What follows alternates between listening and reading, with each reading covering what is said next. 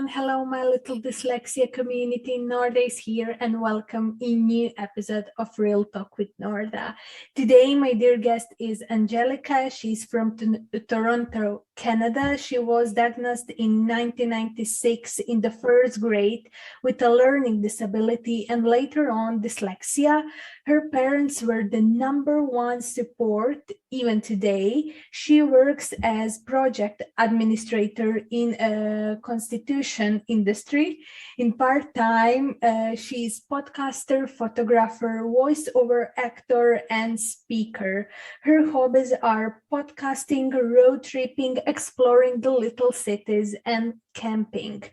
Her plans for the future: grow the podcast, keep pushing herself into the community, and build her empire to inspire people to do the same.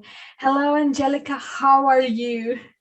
I'm doing great, Norda. This is fantastic. I'm excited to be speaking with you. Thank you so much for being here. I'm today with professional. She has one of the best podcasts I ever listened. So go and check her podcast. A link is down below, and you need to see. She's perfect, like literally. Her voice. I love her voice. And are you ready for Real Talk with Norda? I'm ready. Let's do this. Okay. My first question for you is, what kind of difficulties did you had through your schooling with your dyslexia? So growing up was reading, math. I wasn't able to memorize or retain information. Math was trying to put like 2 and 2 together and why is it happening and why does it equal this? And it's basically whenever the teacher taught us something, I couldn't understand, like it couldn't sit into my mind of how do I could study the timetables 10 times and know what it is. But when it came to the test or quizzes or in school, my memory would be erased. Like I wouldn't remember. And when it came to reading, it's pronunciation, grammar, and putting words together. It was a challenge for me. And I felt like also learning a different language at home, growing up speaking Spanish and then learning English, it was a little bit of a difficulty on top of that when you're having a learning disability. So writing, reading, and plus you build this anxiety as a child because you're not sure. So that's what ended up happening at the early years, especially with math and English. Yes. What kind of accommodations did you get in school? So in that time, it was a lot different than what it is now. And I'm glad slowly now it's becoming better. I was sent to a special ed class that separates so you would do your lesson and then go to a different room and someone's there to help you. During quizzes and tests, you're able to do open book and you're still going to these special ed classes. So I felt like I wasn't really learning enough because it was a group of, more than 5-10 students and from different classrooms. So you're not getting the one-on-one attention. So that's what I really struggled to as well. And I kind of felt like I should have just stayed in my homeroom classroom and have a teacher just help me out. Yes. And like I talk with so many dyslexics, and I always, for me, it's really important that emotional part of dyslexia. And could you tell me, did you struggle with your mental health? Like, do you had anxiety, low self-esteem, and stress, those things? Looking back, I can say I had anxiety, I had stress, I was very shy. So it was very difficult for me to interact with other of my peers within the classroom. And I felt like, you were hopeless. So I did struggle a lot with that. Well, obviously now that you know what mental health means now and anxiety. And when I look back, definitely it was really tough. Yes. And when you see people now, Angelica is a really big proof that dyslexia doesn't need to stop you. Like, she's podcaster and she do podcasts and she's like doing great job, and really like that is really big thing to stay motivated. Well, I feel like it's because now that I'm more involved with the Learning Disabilities Association in my area, I feel like I have like a mission. I have something to keep myself going. Also, I want to accomplish a lot of personal goals myself, and also being involved with the community and becoming a speaker. You just want to keep showing these kids, these teens, these adults, and even parents that even though your child is dyslexic or has a learning disability, you can still push them and they can still accomplish to their dreams. And it all comes with the support system that the parents provide in order for them to conquer anything, right? So Yes. That's something that really continues to motivate me to show them that anything is possible. Yes, that parent support is really important for us. And when I like, my mom was really big support system for me. And when I look myself, that is really the most important thing. If parents support you, you can go through like most of struggles, and it's much easier. And what do you think, why such a negative perception around dyslexia in our society, around the world? I just feel like because people don't understand what dyslexia is, and the first thing that comes to their mind is that we're incompetent. We don't understand, we won't be able to do the work. And that really is really hard to, really close to both of us, because we have so much potential. We have a lot of creativity, especially dyslexics. And, we have to change the stigma. And what you're doing, what I'm doing, what other dyslexics are doing is helping remove that stigma, because we can do anything, just at a different pace. Yes, our community is really incredible. Like, I'm really happy when I see someone new, and when some new dyslexic person become brave to share their own story. And that is really important for other dyslexics, because we can be to each other like some support system.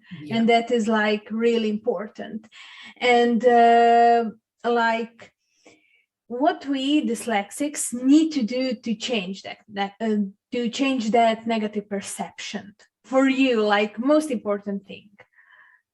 It's sharing my story, like you mentioned. Sharing our stories has a huge impact. And we have to share the horrible path that we went through in order to share our successes. We can't just go out there and say, oh, I went to school and I had 4 degrees and I did this and I did that. It's more of highlighting that it was a huge struggle and this is what I had to do. And, a lot of things that I say to other dyslexics is learning to accept yourself, and being able to, once you accept yourself and your gift of dyslexia, it becomes a little bit easier when advocating for the community and sharing your story. So I think the number one thing is being able to share those stories, because everybody, I feel like even on your show and other Instagrammers and influencers, there's a trend. We all go through something similar, but we learn how to overcome these challenges in a different way. And, we celebrate those successes as a community. Yes, really, you said that really beautiful. And could you tell me what kind of influence dyslexia has on your job? And my job, the influence, I feel like, it was hard to, first of all, disclose that I had dyslexia. I would say it took me, at the age that I am in my early 30s, it took me 5 years to accept the fact that I had dyslexia. Like, this is not something that I can remove, and this is not where I can get a magic pill and then it goes away. There is therapy options to help you self-improve and love yourself and accept it, but it's it's not something that you can just, take a 5-day pill and it's gone. This is stuck to you. This is who you are. This is your personality. So when I'm at work, and I feel like for me, taking the time at the beginning of my career of going to school and becoming an architectural technologist, I have to think about, this is what I was into. This is what I enjoy. This is what I like. It was a hard program, and working in the industry now, it's just, you feel like you've accomplished something, and disclosing it made it so much better. It felt like the weight was lifted off my shoulders. And I love how my team understands, and my team's willing to help me in any way possible and gives me the resources that I need. So that's really a positive influence, and hopefully it helps them in the future when dealing with other dyslexics, that they know what to do to help them as well to become successful. So they're always pushing to my limits to see what I can do. And it's great. And I love that. And you're able to explore different opportunities. Yes, this is really beautiful when you accept it on your job, and when people are like supportive, and when they are pushing you. For example, I had like last summer, I was working like some summer job, and I had really bad experience, but I find out about that when I finished with my job. Like, they were joking about me and making fun of me because of my dyslexia, dyscalculia, and dysgraphia, and I had like bad experience. And for example, like in my first summer job when I was younger, I didn't have bad experience. My bosses were like, okay, don't worry. And on this job was like, no, it was bad. But I want to ask you, in Canada, do you have some law which protects dyslexics against stigma or those things? Do you have something like that? So we do, and I'm lucky that they did this about 10 years ago. So we are part of the Disability Act as well. So meaning physical disabilities and people with non-physical disabilities are kind of conjoined into this one law. And I love the fact that I had a really bad experience at a previous job before this one.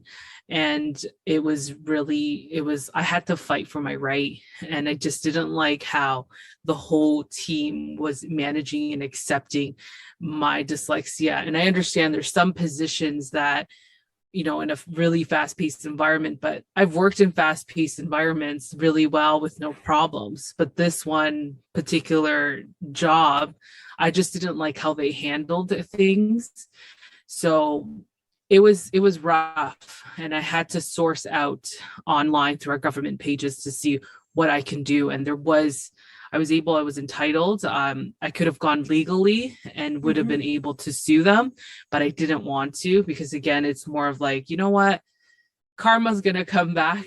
And I feel like I don't want to stir any more pot. And I just didn't want to spend all this extra money. So I said, you know what, just let it be. But there is something that protects us. And we're under that physical disability and non-physical disability law. But when it comes to jobs and you can complain and send a complaint to the government, there is something that's protecting us. And, this is something that started about 10 years ago. Yes, that is really great. We don't have that in Croatia. We don't have some law which protect us dyslexics from stigma, but that is really, really a great thing. Like when you have those possibilities to be protected. Yeah. And could you tell me, could you share with us, do you have positive or negative attitude towards dyslexia? So the only positivity with dyslexia with me is who we become and how we accept it. Once you accept that you're a dyslexic or you have a learning disability, because learning disability falls onto the umbrella of all the other dyslexia, dysgraphia, and everything. I feel like it ends up becoming easier for you, but you gotta find what your goal is, what's your message that you want to take across, who is it that you're trying to prove. First you have to prove yourself, and then if you're being part of the community, how are you helping them, become successful, and help them, look up to you as a role model. The only negative of dyslexia is the resources that are not being provided, especially at the school level when I was growing up, and the stigma that we have to live with for the rest of our lives. And I hope it's becoming better with, the resources given.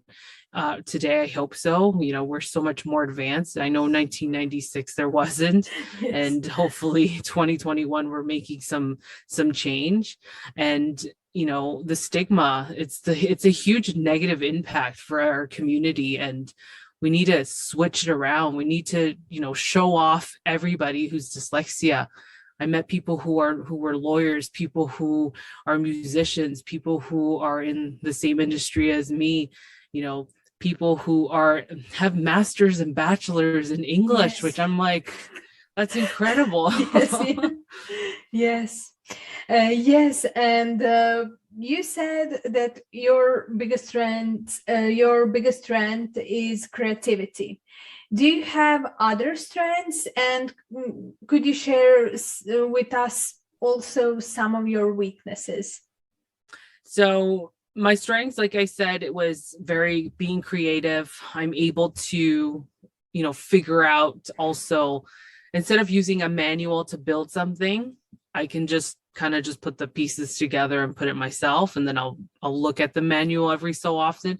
There's people that will build a piece of furniture and will look at the manual from beginning to end. And for me, it's, no, I know, okay, this is where it goes. And, your brain's working already overtime and how this thing is built. So that's, I could say it's a strength. I don't have to really use the manual.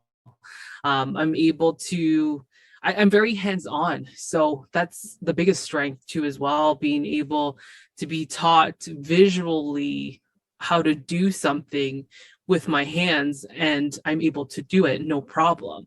Now, if you're giving me a book or an instruction manual and you're not showing me, then that's like my biggest weakness, because you're just like, I don't understand what it's really telling me. So it takes a lot longer to put something together. So if you visually teach how to do something step by step and taking the time, then I will excel and be successful. But if you just hand me a book, which has happened before in the past, you're not going to know. So that's why it was a struggle in school and college, because, it's hard to just read a book and figure out, okay, what is it asking me? So the biggest weakness is when something's not taught to me visually and you're trying to struggle, like, what is it telling me? Like, I get it. Like, that's why math and English and all these other subjects like science growing up was really hard. And you're trying to figure out, well, why is this happening? Why? Especially in physics, like, that's just, you can't teach physics. And I had to take physics for school, which was really difficult. And how do you teach physics that? Like, no,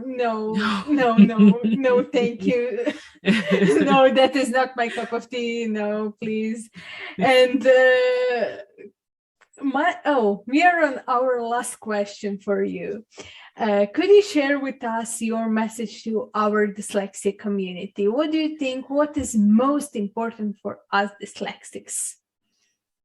Just, you've got to focus on the prize. You need to also, like I said it before, you need to accept that you're dyslexic. You need to accept the fact that this is part of who you are as a person. This is your personality. This is what makes you you. We're all creative.